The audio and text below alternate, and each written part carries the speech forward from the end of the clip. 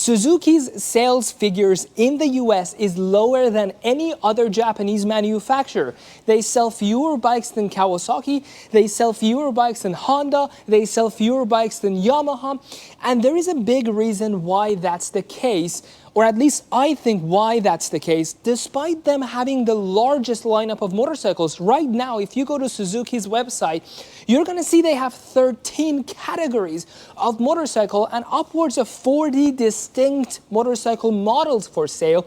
Different colors, different engine sizes, different frame sizes, different ergonomics. So there should technically be a Suzuki for anyone, and yet they sell the fewest bikes. The biggest reason, I think, is Suzuki's inability to want to adapt and modernize their fleet. They're still selling the Gixxer 750, the Gixxer 1000, the Hayabusa, exactly looking like day one. Decades ago when they introduced these bikes, and they're still making them that way. In 2023, the Gixxer 1000, which is now a $20,000 motorcycle out the door, still has halogen bulbs. And I think Suzuki is starting to realize that in order to survive, they need to stay relevant. And in order to do that, they need to let go of the idea that they need to make the exact same bike over and over and over, year after year, just to satisfy a very small, loyal population. They need to introduce new products. They need to get the people excited about their new lineup, and that's exactly what they did with this bike. In 2024, the first year ever, they are now making a big departure from their regular Gixxer 750s and Gixxer 1000s. They're coming up with this bike, the GSX-8R, with a new engine, new ergonomics, new design. Everything is new about this bike, and that's what we're going to be doing today. We're going to go wheel to wheel and everything in between on this brand new 2024 Suzuki GSX-8R and figure out if it's worth the money they're asking for, which, by the way, is very little. This bike is under $10,000 for an engine, almost at an 800cc displacement level. Then we're going to get on it, go out there, ride it, and put all the vast amount of technology that they're giving you for this money to test. Then I'm going to quantify my thoughts and give this motorcycle the Emmy score.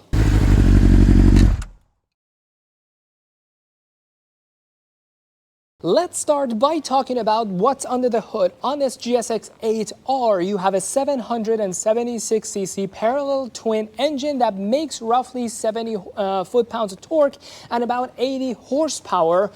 These numbers are what I found on the internet. I don't know how accurate they are. Suzuki itself doesn't claim any power figures for this engine. So if you are the owner of this motorcycle and you have more accurate numbers, leave them in the comment section of this video so I can recalculate the Emmy score based on more accurate numbers. But for now, for the Emmy score, I'm going to go based off of these numbers. It's the same engine, and it's actually a new design from Suzuki that's on the GSX-8R. The naked version of this motorcycle. They have brought it over in 2024 to this fully faired version.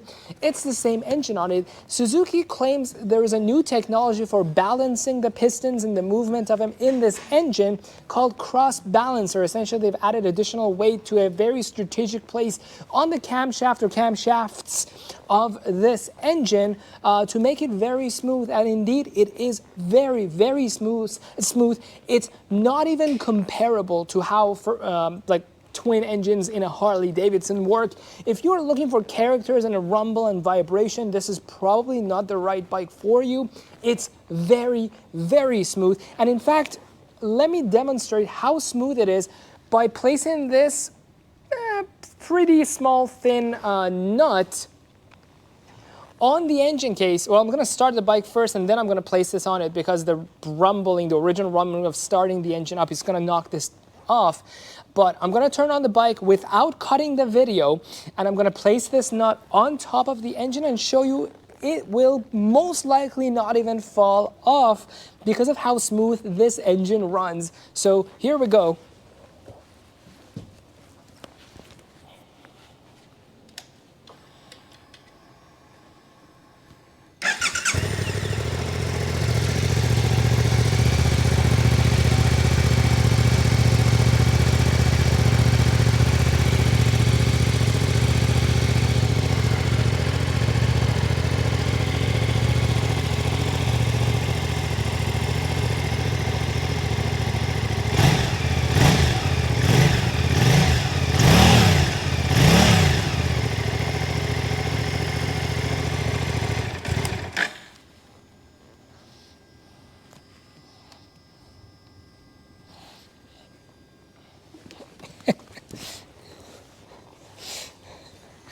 Anyways, you have two pipes coming out of this engine. They converge into each other into this rather large catalytic converter. On other motorcycles that I have recently reviewed, I don't see a catalytic converter this big, but this one has it. What's small on this bike is the muffler itself. That's all you have here, just about 5 inches of muffler on this bike.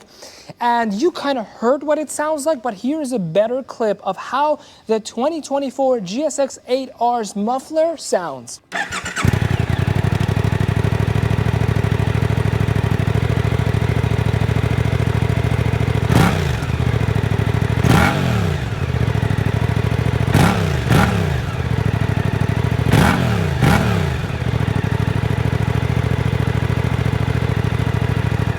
Now let's talk about technology, where this bike gets really impressive, and more impressive than that, all the things that I'm about to mention to you right now are not optional. They are already included in the price point of this motorcycle. The base model is also the ultimate model. There is no trims where there are more or fewer technologies. You get everything on this bike, starting with the intelligent, or Suzuki calls it dynamic ABS. It is ABS on steroid. Kawasaki, Yamaha, and Honda all have the same type of ABS, and I assume for competitive reasons, Suzuki has also employed the same type of ABS. It's an ABS that monitors more factors than just when you need it. It doesn't just look at when the wheel locks up, it looks at the angle of the bike, it looks at how much pressure you're putting on the brake lines. It monitors a couple of different factors before it involves ABS in your riding and how much ABS needs to be employed. You also get SCAS on this motorcycle, SCAS standing for Suzuki's Clutch Assist System. It's essentially another name for slipper clutch. This motorcycle has it. It essentially, I have gone into details of what slipper clutch is, but long story short, when you are too fast for the gear you're downshifting to, if you don't have slipper clutch, the wheel locks up. Whereas having a slipper clutch, or in this case SCAS, smooths that downshifting out for you, so the bike doesn't lock up. You are going to feel a big pull, as you'd expect, being fast, downshifting too much, but at least your wheel is still going to rotate and turn and not get you in an accident. That's the purpose of a slipper clutch, and this bike has it under the name SCAS. You also get quick shifter here on this bike at $9,400. Kawasaki ZX-6R, which is an ultimate track ride motorcycle, and it's like $13,000, $14,000, doesn't give you a quick shifter up and down. It only has a one direction. I believe it's only up. This bike has both up and down, which is impressive at this price point for a bike that's not even a racing track motorcycle. Although you can take it to the track, it's more an upright riser, handlebar, canyon carving kind of motorcycle, and it still has bi-directional quick shifter. Pretty impressive. You also get SIRS, or SIRS, which stands for Suzuki's Intelligent Ride System. It gives you ABC ride modes equivalent to race, road, rain, and you also get 4 levels of traction control to pick from, which, yes, this bike also has traction control, off, 1, 2, and 3. It has easy start mode, which means you don't have to actually hold this button down to start the bike. You just tap it and it holds it for you until the bike is started, and then it lets go of it. Something I have never seen on any other motorcycle. In fact, here is the demonstration of it. You just flip the key on, and I'm just gonna tap the start button and let go of it.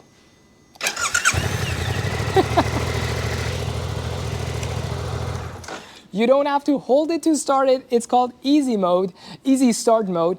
It also has low RPM assist, which means when you are, let's say, in low gear, I'm gonna test it and see exactly what gears it works. But essentially, if the bike is in a gear and it's low RPM and you let go of the clutch, it's not gonna stall the bike. Well, I mean, if you do it excessively, it's gonna stall the bike.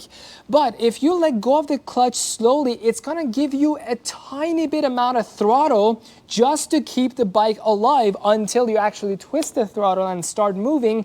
It's called low RPM assist. We'll see if it's annoying or if it's helpful. And maybe not as impressive as everything else, but the brake lever on this bike is also adjustable. So you don't have to get an aftermarket like Brembo expensive brake lever.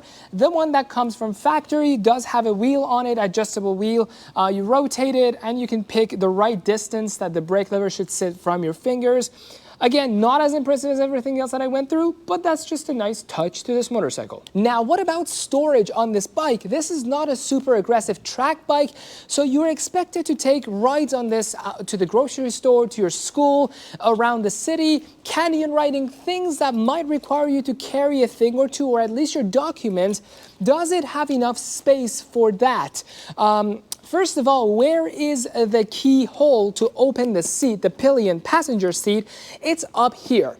It's got an upside and a downside for the keyhole to be up here. One is this is not a pretty feature. It being up here is always in line of sight. You're gonna always see it, and it's not the prettiest thing to see. So that's the downside. The upside is you're not gonna forget your key on it. Let's open it. When you put the key in here, this is what you get. A pretty average size storage space here, no more or less than many other sport bikes that I see. You could put a couple of pieces of document, just like how the manual and the warranty information was in here. You could put something there. You already do have a battery tender here, which is good. You don't have to buy one and then hook it up to the battery. It already comes with one, so that's good. One other complaint is, other than this keyhole being up here and the looks being damaged by it a little bit, is the fact that you cannot get to the front seat without tools. You have to unscrew this Allen key here before you get to the battery, before you get to the fuse box, and potentially a little bit more storage space here, but you can use it even if there is, because it requires a tool to remove. Now let's talk design. Other than the engine, the looks of this motorcycle is probably the second most important deviation that Suzuki's made from the regular Gixxers that are ongoing models. Actually, let's go back to the name for a second, the nomenclature on this bike. You realize I don't call this a Gixxer 800 or Gixxer 8. Because it isn't one. In fact, it's GSX number, then the letter R, and I suspect the fact that Suzuki has reversed this order instead of being GSX-R, then number, is because this is the only bike in the entire lineup that has a different type engine. All the other bikes, the Gixxers, are all inline fours. This one is a twin.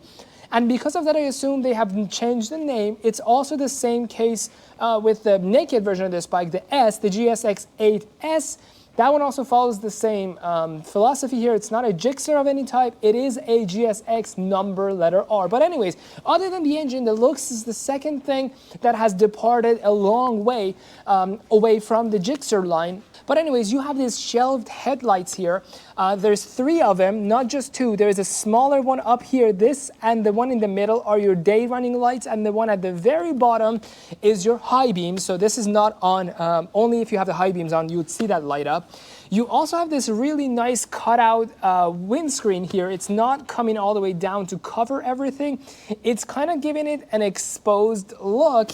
I kind of like that. The windscreen starts way up here. We'll see on our test ride if it actually prevents any air from hitting you in the face, or if it's entirely useless. The other prominent feature up here are these 2 massive black lines you see here. They're always dark colored like that. No matter what color GSX-8R you get, there's actually there are 3 colors you can pick from. There's either this one, the silver, black, red combination. You could also get probably the more famous color, the blue one with black, or you could get the yellow with black. 3 colors, no change in price, no change in trim.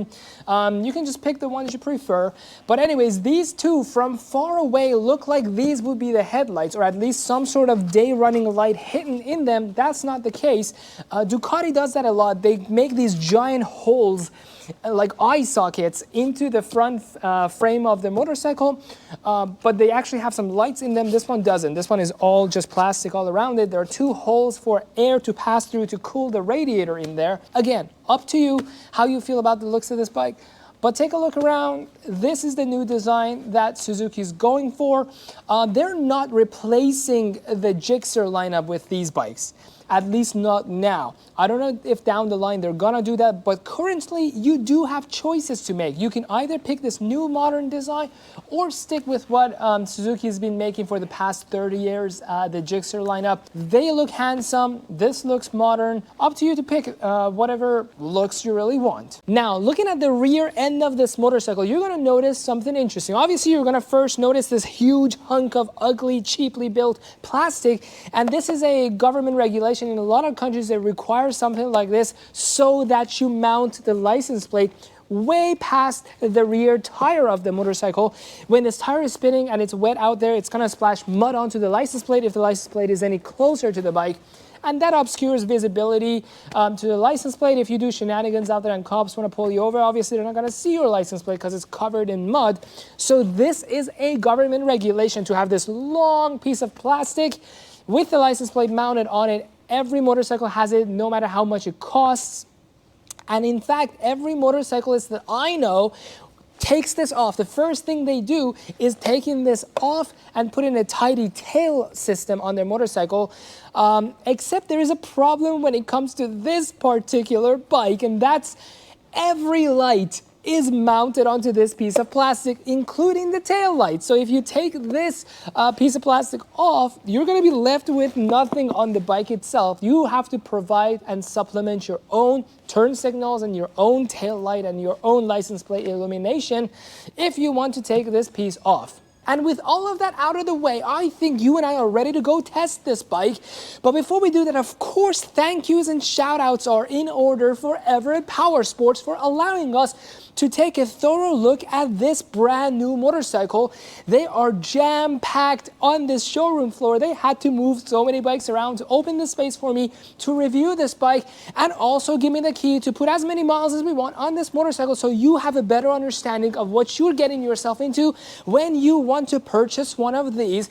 And they have two of the colors available here. They don't have the yellow and black one here. Maybe they have, but they will have it soon in stock. But currently they have the silver red as well as the blue and black out on the showroom floor. So you can come and purchase it if you want. Everett Power Sports currently has a blowout sale. They have so many of the motorcycles that they carried throughout the winter up for sale now. If you want to go check them out on their website, you might come across a really good deal for a bike you've been looking for. And of course, these bikes are for sale if you want them. So now let's go and ride this bike.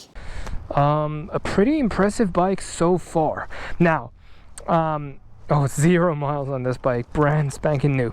Okay, so far it's been very impressive. We'll see out on the right. It's not impressive if everything is super good up until you ride it, and when you ride it you don't like it. That defeats the purpose, obviously. So let's adjust these mirrors and let's go. All right. Let's see, what mode are we on? So the problem with the mode is you gotta have to study the manual, because what does A, B, and C mean? Would that have taken so much more effort to just write it out, like rain, road, race? Why do they have to use acronyms like that? Anyways, let's go. I don't know, A, I guess.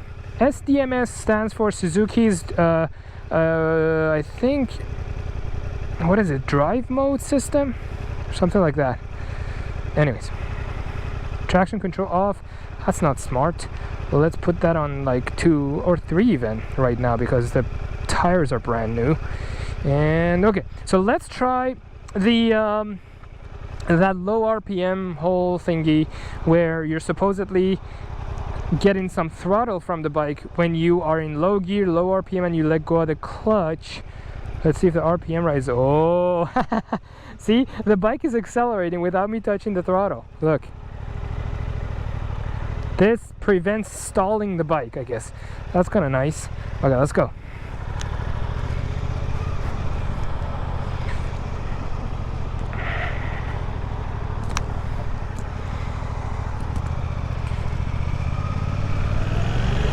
Whoa, it's got a nice pull. Nice. Wow, that's impressive. I mean, it is 776 cc's. Of course, it's gonna have a little bit of pull, right? Okay. Wow. We're putting the first mile on this bike, so let's not take it too hard on this bike. I don't want to hurt it. Wow. Okay, it's got a good amount of juice and power. I might just believe the torque figures that they're putting out on this for this bike, the 72 73 foot-pounds of torque that this bike supposedly has. It might just have that. Who knows? Also, my mode of having this Insta360 is just to sit on the pole. That's my way of installing it on the bike. I come across so many different bikes and all have different mounting points that I just cannot come up with a universal one, and I don't want to scratch the bike, so I just have to improvise and just sit on it, I guess. Anyways, let's talk about the bike. Okay, not as narrow as I thought. It's a little wide where you sit, a little wider than I thought, and I think it makes sense. Parallel twin, the two cylinders have to sit next to each other, but it's obviously not as wide as an inline four-cylinder would be. Riding ergonomics, obviously it's not a clip-on. They're raised up by about 2-3 inches from where clip-ons would be, and that tremendously helps in with sitting upright. This TFT screen is a pleasure to look at. 5 inches. Kawasaki should take a note here, honestly. Their screens are a little too small. Wow, nice. This one's 5 inches of TFT. That's pretty sweet. Whoa, nice. Yeah, I just automatically, instinctually just used the quick shifter, but here. Nice. good bike. It's very torquey. It's really nice for back roads and twisties. It's gonna be more than enough. Suspensions, I just went over a bump. It was a little stiff, but most of you guys are gonna like this kind of suspension. Soft suspensions is synonymous with bouncy rides, and bouncy rides are not only dangerous, a little actually uncomfortable too.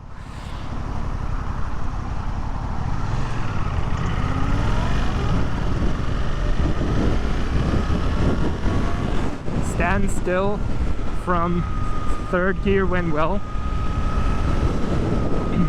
Okay, let's talk Gixxer. Sitting on this bike, hang on, is this some sort of USB hole here? What is that sticking out? Looks like a power bank of some sort. You might have to use a screwdriver to pop that out, and maybe there's something under it. But anyways, compared to the regular Gixxers, this is a massive departure from that philosophy of sticking to tradition, making old school bikes.